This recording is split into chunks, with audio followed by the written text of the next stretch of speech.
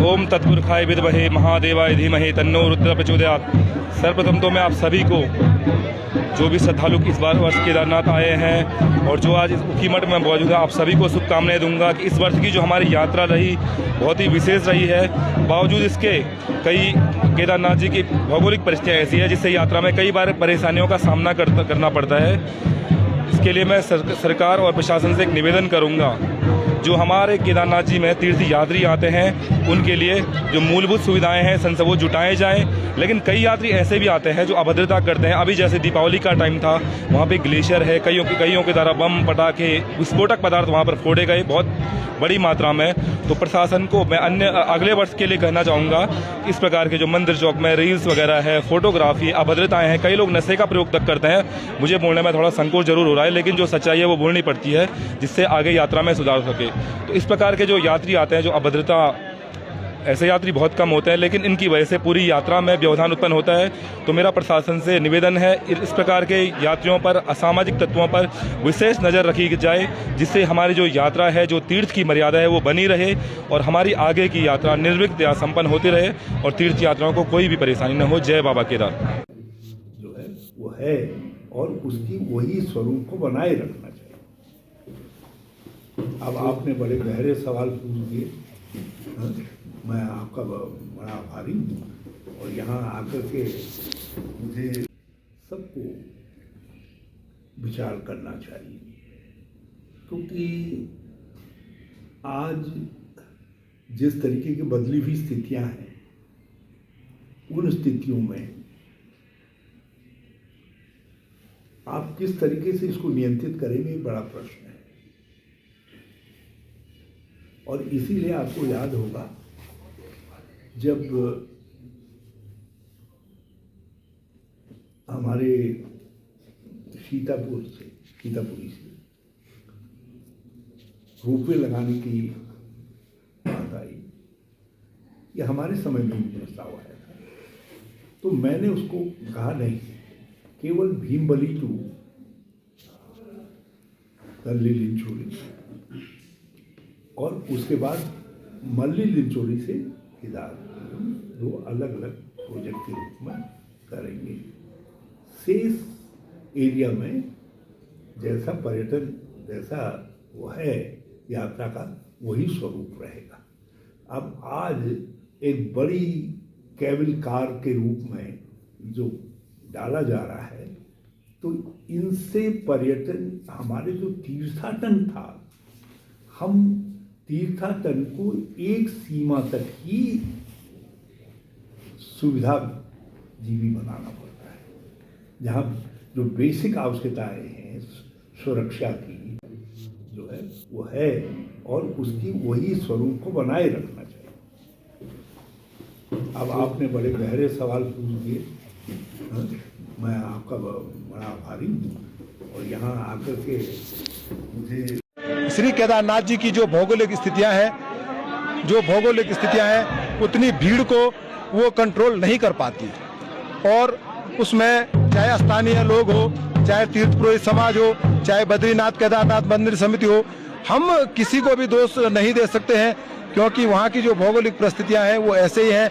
और आजकल मैं तो समझता हूं कि बोलने में तो बुरा लग रहा है, लेकिन 40% ही तीर्थ यात्री होगा जो श्री केदारनाथ धाम आता है। बाकी घुमक्कड़, रील, वीडियो वगैरह और ब्लॉग बनाने के उसमें लोगों की होड़ मची हुई है, क्योंकि आज लोग पहले कैमरा निकालते हैं और भगवान को प्रणाम बाद में करते हैं। तो बड़ा दुख होता है, क्योंकि जब पहले हमारे पूर्वज बताते थे कि श्री केदारनाथ धाम के एक उम्र होने के बाद जब वो अपने परिवार से पूरी अपने जिम्मेदारियों से फ्री हो जाता था, तो वो केदारनाथ जी के दर्शन के लिए आते थे और उनके घर से उनको माला पहनाते थे। ये वापस आए या ना आए, लेकिन हम अपने घर से अपने बुजुर्गों को वो माला पहना के भेजते थे। लेकिन आज ठीक उल्टा हो गया है। आज केदारनाथ धाम ऐसे लोग आते हैं जो पहले बोलते हैं कि अभी वहाँ का मौसम कैसा है, वहाँ की परिस्थिति कैसी है, लैंडस्लाइड तो नहीं है, जबकि ये मोक्ष धाम है केदारनाथ और बद्रीनाथ। यहाँ तो यात्री जब घर से चलता था तो वो बिल्कुल निष्फिक्र होके और निर्भीक होके भगवान श्री केदारनाथ धाम और बद्रीनाथ धाम आते थे। देखो ये तीर्थाटन है और मैं सरकार से भी निवेदन करता हूँ कि ये तीर्थाटन है, इसको पर्यटन से बिल्कुल भी नहीं जोड़ना चाहिए, क्योंकि ये तीर्थ स्थान है और हमारे बहुत ही पौराणिक तीर्थ है, इसको बिल्कुल पर्यटन से नहीं जोड़ना चाहिए।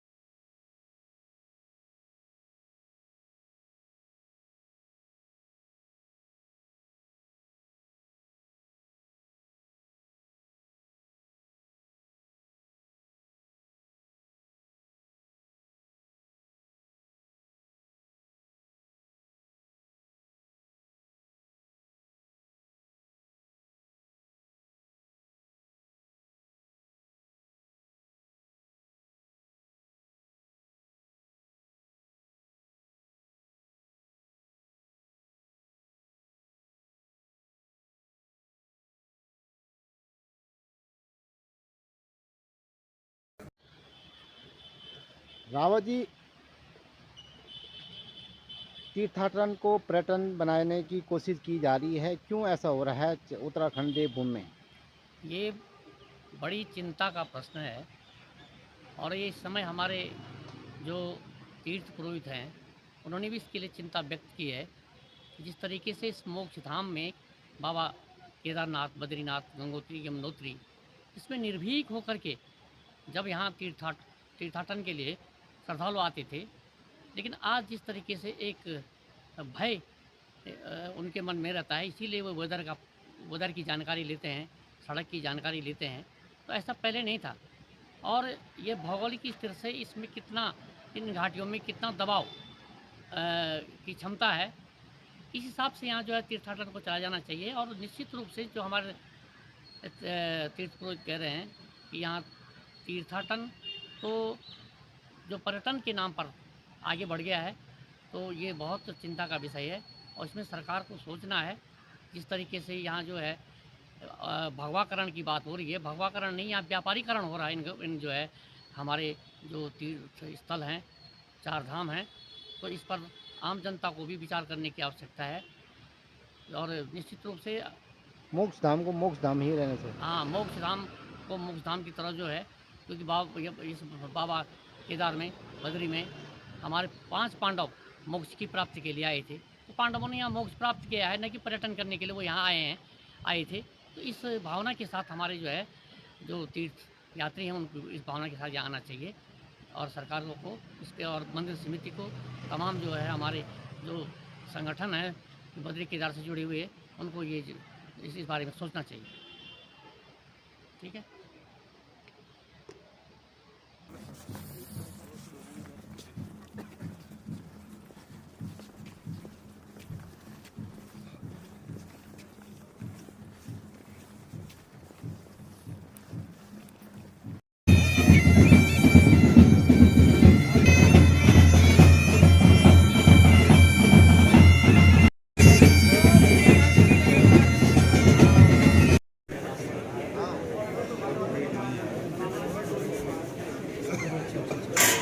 भगवान केदारनाथ की चल विराट से चल पड़ी है। भगवान केदारनाथ के वजह से मुखी मठ के लिए आते हैं।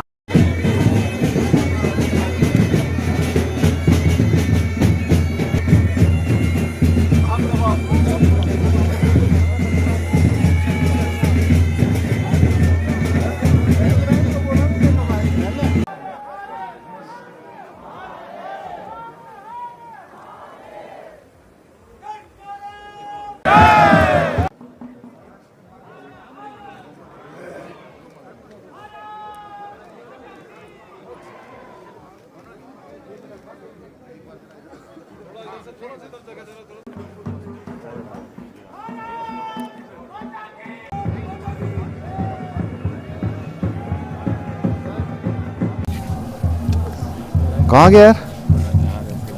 चलो ये है ना, धूप दे देगा।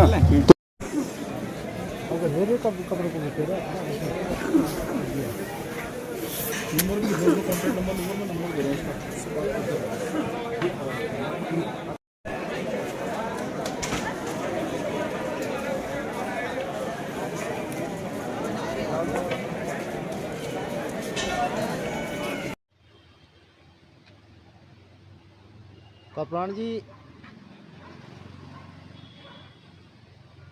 केदारनाथ धाम में जिस तरह से कुछ शरारती तत्व और तीर्थाटन न कहकर पर्यटन कहा जा रहा है, उसको लेकर बद्री केदार मंदिर समिति कितनी सतर्क है? देखिए, इस बार जो दायित्व हमको मिला, कपाट खुलने के ठीक समय पर मिला और हम इस पे कोई ज़्यादा तैयारी नहीं कर पाए। जो पिछली तैयारियां थी उन्हीं तैयारियों के अनुसार चला। इस बार हमारे केदार सभा, हमारे वहाँ के पंडा समाज के लोग, स्थानीय लोगों ने बहुत अच्छा वहाँ पर साथ दिया और यात्रा बहुत बढ़िया चली। परंतु कष्ट इस बात का है कि मैं कपाट बंद होने के टाइम पर मैं केदारनाथ जी में था।